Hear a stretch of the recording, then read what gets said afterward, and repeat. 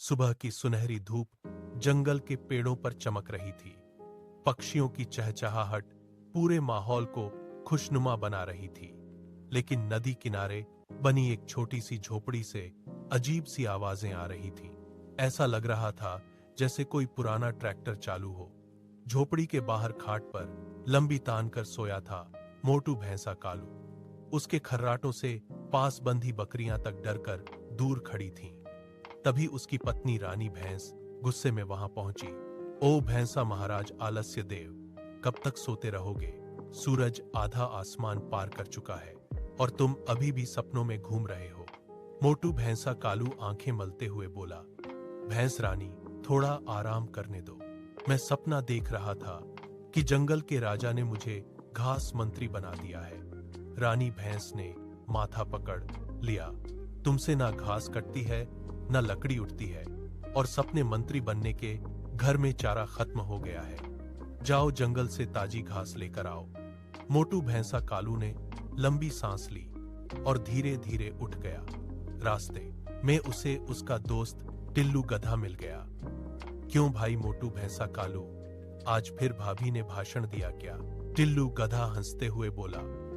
मोटू भैंसा कालू बोला, यार, मेरी जिंदगी तो दुखों का पहाड़ है।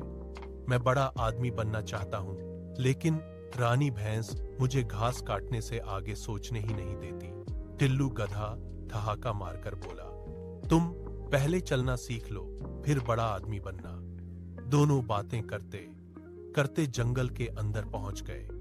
वहां ठंडी हवा चल रही थी और बड़े बड़े पेड़ छांव दे रहे थे। थोड़ी देर बाद मोटू भैंसा कालू थक गया। भाई टिल्लू गधे, मेरी टांगें जवाब दे रही हैं, चल थोड़ी देर आराम कर लेते हैं। उसी समय उन्हें एक बड़ी गुफा दिखाई दी। टिल्लू गधा बोला, वाह, यह जगह तो राजा महाराजाओं जैसी लग रही है। चल अंदर आराम करते हैं। मोटा भैंसा और टिल्लू गधा दोनों गुफा में घुस गए और देखते ही देखते खर्राटे मारने लगे। लेकिन उन्हें क्या पता था कि वह गुफा खूंखार बाघ शेर बहादुर की थी। शाम होते ही बाघ शेर बहादुर अपनी पत्नी चमकी शेरनी के साथ वापस लौटा। दोनों पूरे दिन शिकार ढूंढते ढूंढते परेशान हो चुके थे। चमकी शेरनी गुस्से में बोली, आपसे एक हिरण तक नहीं पकड़ा जाता, बच्चे भूखे बैठे हैं।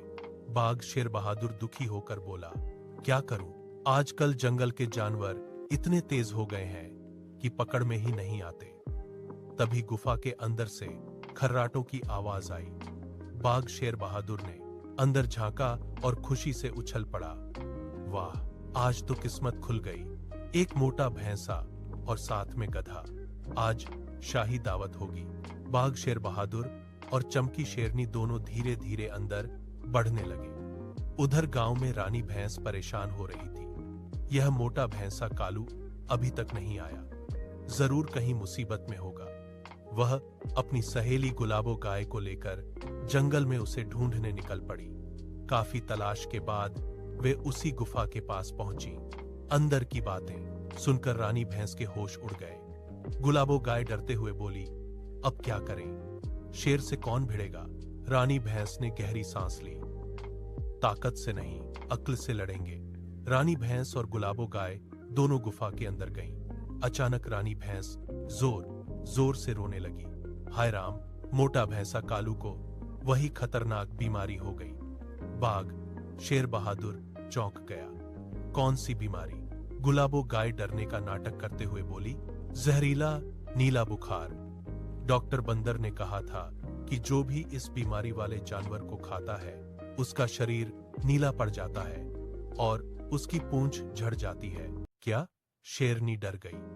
तभी रानी भैंस ने बाहर पड़ी, नीली मिट्टी उठाकर मोटू भैंसा कालू के शरीर पर फेंक दी।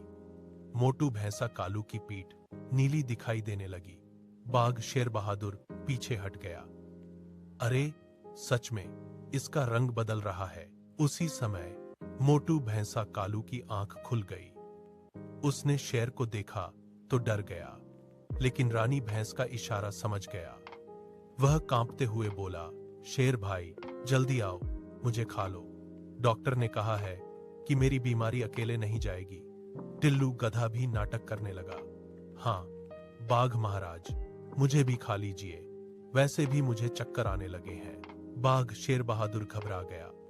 भागो चमकी शेरनी, ये दोनों चलते फिरते जहर हैं।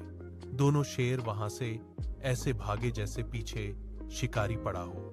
खतरा टलते ही मोटू भैंसा कालू ने राहता की सांस ली। रानी भैंस, आज अगर तुम्हारी समझदारी ना होती तो मैं गया था।